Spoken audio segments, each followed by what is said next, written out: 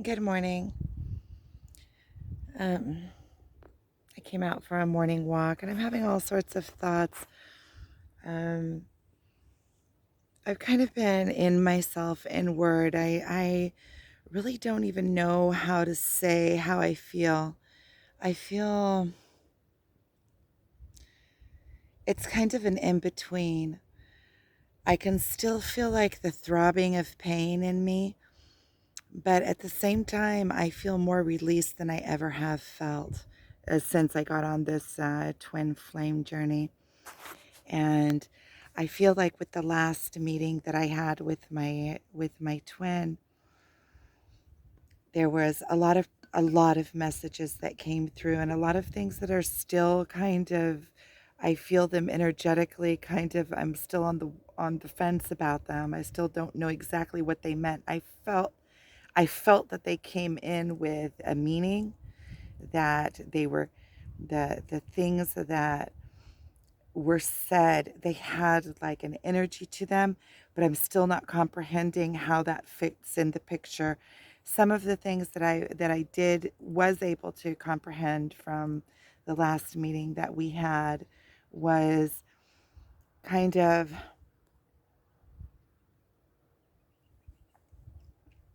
like this feeling of almost abandonment, but it's not really abandonment. It's more like I'm left to do the work on my own. Like, okay, now you have self work, go do your self work. And I kind of feel like he's kind of getting more distant, more and more distant from me, and he wants to create more of a gap in between us. Um, it's so funny how I pick up on these things because symbolically, he was shooting an arrow. I actually filmed when we were there and I watched the footage. And because when we were there, I actually took out the camera and I was filming a little bit. And I'm kind of on the fence if to upload it or not because it's kind of like a little bit personal. And also, I don't know if I really want to, bring him into these videos, like to mix that energy together. Um,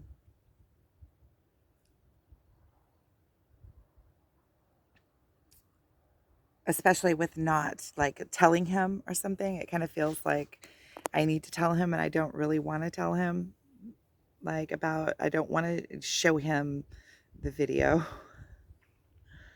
because I talk about all of this there.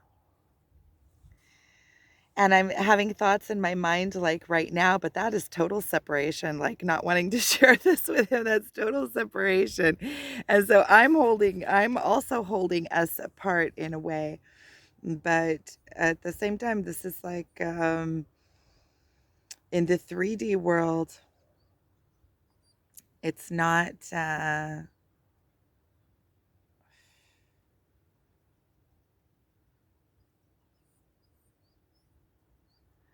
See, there's a mirror for me. There's a really big mirror for me. At the same time, I don't think that he would really want to be exposed to all that. So I'm just thinking I'm just going to keep it as it is for now. When if I felt like he was, I don't know how to explain it. Because the thing is that he does upload videos with me in them and of us together. Um, but of course, with my permission, he asks me or he knows or he talks to me in the video. So I know that the video is, I still have work to do. I still have work to do. One of the things that I was noticing yesterday is that on the one hand, I see him as like my equal. But there are other places like this place that I just found, or like where I put what he thinks above what I think, and I do it kind of like on automatic mode. And that's something that I want to pay attention to, because that's something that tests my values. Like, am I an independent person with my own independent values, or do I follow regardless? It doesn't matter who it is. Like, if he has his own opinions, I have my own opinions. That I don't need to be following his opinions blindly when I have my own, um, when I'm full in myself, like, complete in myself. So those are thoughts that I'm having. And I was also, some of the thoughts that I was having, I came out here to sit on the side of the mountain, and there's some deer down there. It looks like they just moved, but they were just right down there. And there's some rock rabbits over here. I put some pictures in Facebook of the rock rabbits, because the rock rabbits were just sitting here staring me down, like just sitting here on the rocks looking at me for a long time, until the dogs got wind of them. Um, and I started, seeing how all life is precious. All life is precious. And when we're truly connected to ourselves and to God, then we see that all life is precious. Even a fly that is landing on my hand is precious. That is their life. That is, with they, think about it. Say there's a fly on my hand. Well, he really wants to stay on my hand. Look, he's really not scared of me at all. Um, and think about what had to happen for that fly to become. I mean, that fly has little legs that work, and a little spout, and a little nose, and all of the and wings, and perfect little wings with little. Think about how easily, throughout my life, I've just killed flies like nothing. And when you really think about it, when you're really connected to nature, and you really think about it, and you really see the fly for what it is, you see how intricate it is, and how perfect it is, and how it is part of God. And you think, why would I just take a life like that for granted? Why would I, all life is precious. That's also, the reason why I have become vegan in the last couple of years. Um, because, and I do eat the eggs from the chickens that I feed, and I see how they're brought up, and I am, they have a good life. And when you eat animal things from animals, you are also eating like their energy. So let's say cows that are herded, and they're standing around in their own poop, and they are being herded through these, it's like an industry. It's an animal industry. It's like we take a life, and because we're more powerful than them, we take this life, and we use it to serve us, with no regard for the animal. Like, I see these cows that have these brandings on their side so that nobody will steal them. They're um, my property, and I take my property and I burn it. I mean, imagine the pain that the cow goes through to get like this massive number branded on its side. They get burnt. That's horrible. Imagine, in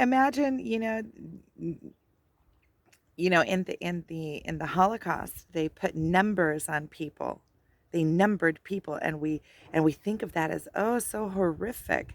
That's just a tattoo. Imagine if they had branded people. It's horrible. I don't know about this whole video here.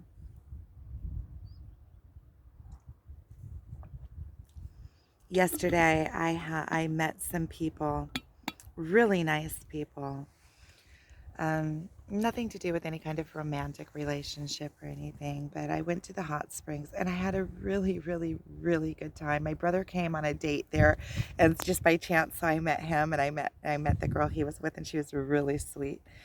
And there were a lot of really nice people there, and I had some really good conversations, and I realized that I have a gift, like a God-given talent, that I see people, and I am able to tell people um, who they are. It's kind of like the fish in water thing that I've said many times about when a fish is in water, it doesn't even know what water is. And so when people have these God given gifts that they can't see about themselves because it's the obvious, and other people don't that know them don't point it out to them because it's the obvious. It's what they um, naturally portray to the world. It's what they naturally shine into the world. And I have a gift that I can see that and reflect it back to people in a good way. I can see and in a soft way. And I've realized that when you have a gift, you have to be giving it to the world. What I can see are other people's gifts. That's what I can see. I see other people's strengths and I see their weaknesses because it's all part, right? When somebody's strengths and weaknesses are connected, because when you have a strength and you're not standing up in your strength, or even if you're standing up in it but you're kind of sloppy about it because you don't know that that's your strength, so you just kind of use it on the fly without purpose and without um, helping humanity, without using it for your God-given mission that you have here on earth, then it is without it's like shooting stray bullets, right? It's using your strength. Also, sometimes if you are in your weakness and you haven't stood up into your strengths, you use your strengths in ways that are egotistical, in ways to like to feed your ego rather than to uh, help humanity. So let's say if I have a strength that I can see people rather than going out, look, there's mushrooms coming up now. Just a minute, I'm going to turn it around and show you. I don't know if it's a good one. And look, the snails are out. I love the snails. I love it when the snails are out. But this mushroom looks like it's a good edible mushroom. So let me see it. Yeah, it is. This is one of those. See, I can tell by the color of it. It's young, but it means that mushroom season has started. So what I've realized about these God-given gifts is that when you are in the right place and when you are giving your gift, like yesterday, when I was at the hot springs, I met some really nice people. I had really good conversations. And what I've realized is that when you are in a place that you are giving your gift, you you feel it makes you feel so good. And when you're not giving your gift, it's the opposite. You feel like something wants to come, but you're not allowing it because of your insecurities. And where do your insecurities sit? Your insecurities always sit in your ego, because when you have a God-given gift and you realize that it is coming through you, it's not yours, it's coming through you. It's God-given. It's coming through you from the universe, and it is your duty almost, or your mission, or your privilege, or to give that gift to the world. And when you are in the right place and you're allowing it to flow through you, it means you have to get your ego out of the way. You have to realize that it's not you. This isn't, you are not I mean, it is you, it's coming through you. You are the avatar that it is coming through. You are the, how would I call it? You are the filter that it's coming through. You are like the connection between God and the earth for that specific gift that is coming through. I can't find my, I need to find my thingy that holds the phone. I can't find it for a couple of days now. Um, And when you realize that it's not you, that it's coming through you, first of all, you become an allowance. You allow it to flow through you, and then it comes through you perfect because you're not altering it. You're not using your mind to try to sound good and come off good. And how can and also when you're in the right place, it feels good. You feel satisfied. You feel like, and not only that, the people that you meet and the people that you bless with your gift, they come out with tools for life. They come out from one conversation, somebody can realize things about themselves that they had no idea, and it can change the whole course of their life. It's like you give them this gift for life, a reflection of themselves in such a way that they get a new look at themselves and um, understand things about themselves and come into their own power and self-acceptance. It's another step on the way. You can change somebody's life in an instant. And what I've realized is that I've always had these gifts, and that was what I was meant to be doing. But because I thought it was me, and because it was in my ego, sitting in my ego, and I was embarrassed, and what I'm going to go and talk to that person and tell that person what I see. Like, how do you start a conversation like that? And maybe they don't want to hear. And you let your mind get involved. And then your mind is thinking that it's you. And what if I'm wrong because you think it's you? When you understand that it is God given, it's coming through you, you don't have those thoughts anymore. There is nothing that is wrong. Your whole job is to get out of the way. The grass over here is just glistening. So I'm going to show it to you because it's like heaven on earth. See, I want to show you. I don't know if you can see, but the grass itself is just glistening with little droplets of water, of dew, the morning dew. It's so pretty. It's so pretty. Okay. So, there were so many thoughts that I was having this morning, and everything is just coming through like in a mumbo jumbo. I can see, like, with this video that I'm kind of all over the place. There's so many different things. I'm still feeling like I'm kind of rising. I'm still kind of figuring everything out from that last meeting that we had. And what was I saying about how did I pick up on that? That he's kind of distancing himself. Is he was shooting a bow and arrow, and he's getting further and further and further away from the target. And I know that those things with him are like symbolic. If he's getting further and further away from the target, and I kind of feel like the bow and arrows, like the arrows are like the all of the mirroring is like the shots.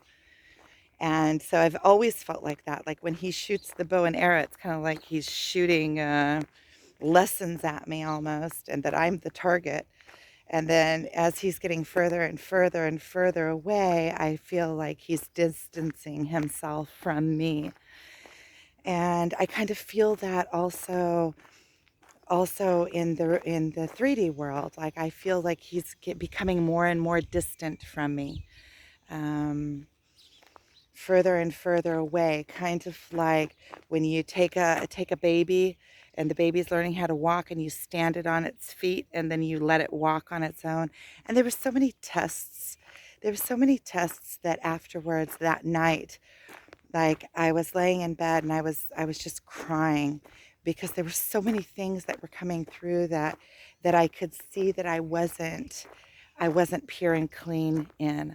I was still grasping, still holding. He was with me. We were together and I was still grasping and holding.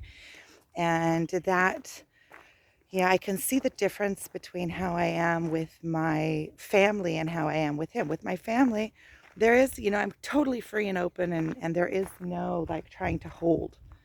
There's only I want what's best for you. And let's say with my brother that came yesterday to the hot springs with his date. All I had for him was like joy for him. Like, oh, good. And for my twin, when I saw him on a date there, I didn't feel like that. That wasn't the, oh, good for him. Um,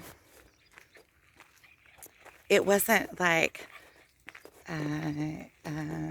unconditional.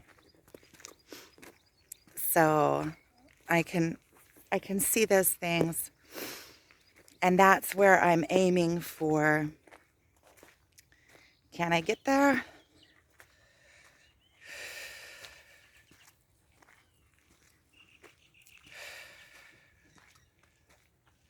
Hopefully. That's where I'm aiming for. That's where I'm headed for. I think I can get there. I think it's just a matter of just like depleting all the emotions, just like letting go. That's where it always comes back to, just letting go. So this is kind of just like an update, telling what I'm thinking, what I'm going through video. Um, there's so many lessons that I have to give, but I just feel like right now I'm still like a sponge. I'm still processing everything. I'm still realizing everything. Everything is going to come into solidify into words at some point. But right now, I'm just kind of going through it and understanding what I'm feeling. I'm also kind of in the 3D mode this past couple weeks, also because of everything that I've been going through. And I've also been I keep on having, um, I'm still kind of falling into the marijuana thing, which I want to stand up out of because I realize that, okay, so it helps me process things and deal with things, but I need to step up. And I can also feel like, um, with the marijuana thing and with Providence, when I'm with the marijuana thing, the Providence thing starts falling away. And this month, the last couple of weeks, I've been kind of under a lot of pressure, financially. Um, I don't know how I'm going to end this month, so I need to figure something out. I need to quit chasing. I have to fix my car. I have a test on my car to do, and a test that means like, you go in and you have to do it once a year. You have to check your car to make sure it's like the government. You have to go in and pay. First of all, I have to pay, and then I have to go in and they do like a car inspection on my car. And so I have to do that, and I have to take the dogs to get them their vaccines because their vaccines ran out yesterday. So that's something I need to do today. And I'm already afraid to drive my car because it has something going on with its wheel. And the lights came on yesterday, and I need to pay insurance. And then I still like all of a sudden everything is coming. There's more. I don't feel like being a crybaby here, but it's like there's like thousands that I need to be paying, and I don't know how I'm gonna pull this month off. So that's kind of keeps on dragging me into the 3D mode. That it's like something that doesn't give you quiet. Like it's like they're in the background. What I really want, what I really, really, really want, is to create a passive income for me so that I can just be. And I realize that if I just be, then providence will come. So it's like a paradox of sort. You kind of have to let go. And when you fall into your natural state, it's like the gifts I was talking about. When I start giving my gifts to the world, and even giving my gifts to the world, for pay. I think that when somebody pays for something, they find value in it, and it also allows me to know that there's value in my gifts. If I came into the world with gifts to give, I need to be able to give those gifts, not be constantly under pressure, making a living doing something else that is kind of but not really, you know, and then my gifts aren't being given to the world completely and fully. So I also see that part of this whole rising is allowing myself to rise into, just being and trusting that God, the universe, the all, whatever, trusting that when I allow myself to be in my natural state will provide for me from the ethers. Like that is part of it. And I understand that. I can see that. It's just a matter of feeling it, getting into that trust mode and allowing into allowance, allowing everything to flow. So that's where I am with this. I'm going back to get busy at work. So thank you for watching.